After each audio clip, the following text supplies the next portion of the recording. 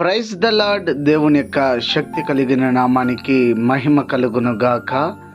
ఈరోజు దేవుని యొక్క వాగ్దానము కీర్తనల గ్రంథము 3వ సంకీర్తన 3వ చరణము. యెహోవా, నీవే నాకు కేడెముగాను, నీవే నాకు అతిశయాస్పదముగాను, నా తల ఎత్తు వాడవుగాను ఉన్నావని ఇక్కడ భక్తుడు దేవుని గూర్చి ఇలాగా చెప్పుచూ ఉన్నాడు. నిజమే, మన తలను ఎత్తువాడు ఆయనే. అంటే మన తలను ఎత్తడం అంటే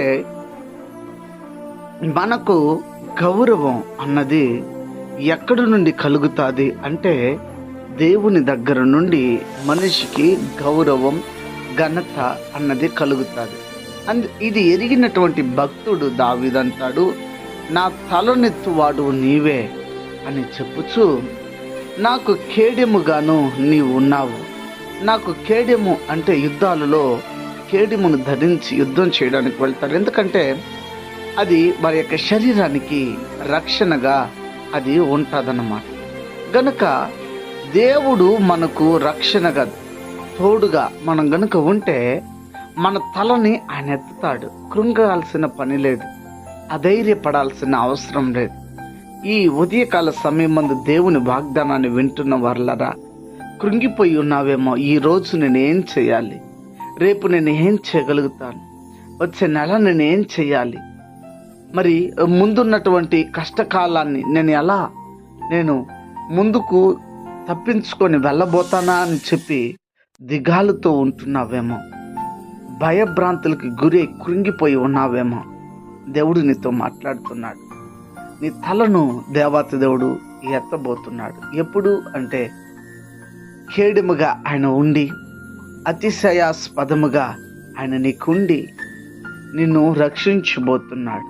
అయితే పూర్తిగా నీ జీవితాన్ని ఆయనకు అర్పించు. పూర్తిగా ప్రార్థన చేయి.